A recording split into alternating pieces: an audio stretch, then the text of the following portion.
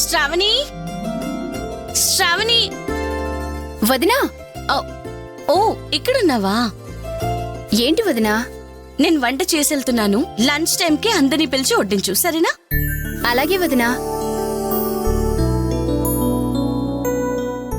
శ్రావణి, ఇంకొక విషయం. ఏంటొదినా? మీ అత్తయ్య అభిరామ్ని కూడా లంచ్ చేయడానికి పిలు, సరేనా?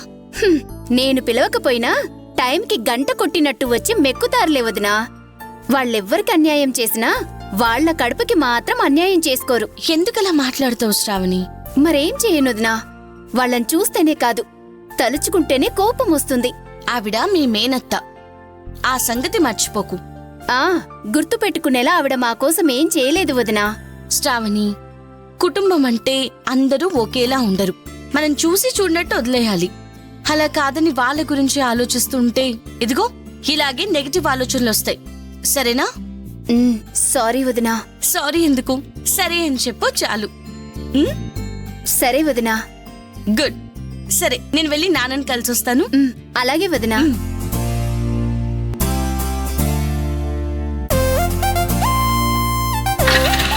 బాయ్. బాయ్ వదినా.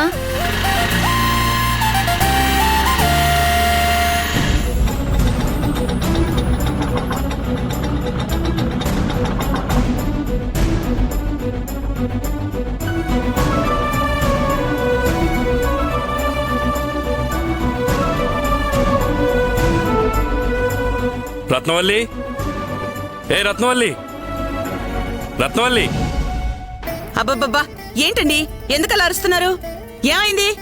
ఇలా చూడు రత్నవల్లి, జీవితంలో నిన్నేదైతే అడగకూడదనుకున్నానో పరిస్థితులు దాన్నే నిన్ను అడిగేలా చేస్తున్నాయి.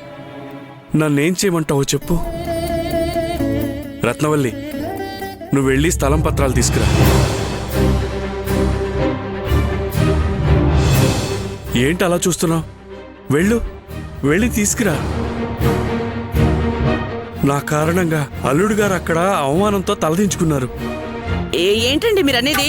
ఇలా చూడు, ఇప్పుడు నీకు వివరంగా చెప్పేంత టైం లేదు. ఆ రోజు పెళ్లి ఆగిపోతున్న టైంలో అల్లుడు గారు 10 లక్షలు తీసుకొచ్చి ఆ దేవా మొఖాన్ని కొట్టి నా పరువు కాపాడారు. ఆ డబ్బు ఎక్కడితో తెలుసా?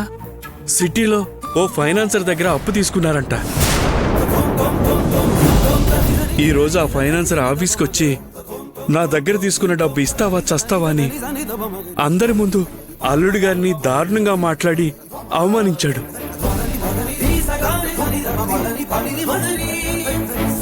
దయచేసి ఆ పత్రాలు తీసుకొచ్చివ్వు. అవి తీసుకెళ్లి తాకట్టు పెట్టి ఆ డబ్బులు తీసుకెళ్లి అల్లుడి గారికి ఇవ్వాలి.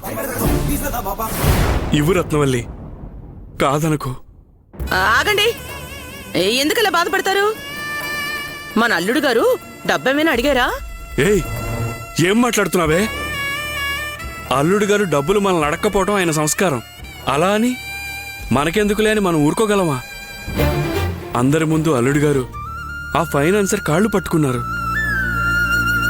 పెళ్లిలో అందరి ముందు ఈ మావయ్య పరువు కాపాడాలని చెప్పి నా దగ్గర 10 లక్షలు తీసుకున్నావు, తిరిగి ఇవ్వకుండా నాటకాలు ఆడుతున్నావని ఆ ఫైనాన్సర్ అడుగుతుంటే ఏం చెప్పాలో తెలియక అల్లుడు గారు తలదించుకొని నిలబడ్డారే.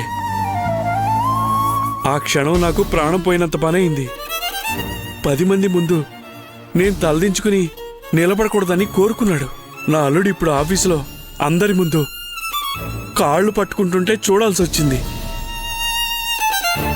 ఇలా చూడు, నేను ఈరోజు ఆ 10 లక్షలు తీసుకెళ్ళి ఆ ఫైనాన్సర్ ముఖం మీద కొట్టాలి.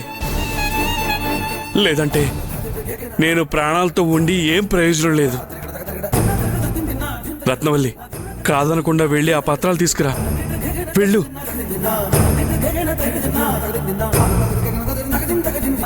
నా ప్రాణాల కన్నా నీకు ఆ పత్రాలు ఎక్కువయ్యాయా? వెళ్ళవే, వెళ్ళి ఆ పత్రాలు తీసుకురా. నేను పత్రాలు ఇవ్వనండి.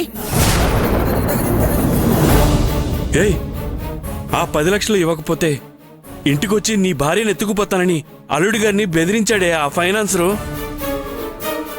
నువ్వేమో చలనం లేని బండరాయిలా నుంచొని పత్రాలు ఇవ్వనని మూర్ఖంగా మాట్లాడుతున్నావు. ఛీ, నువ్వు అసలు ఆడదానివేనా?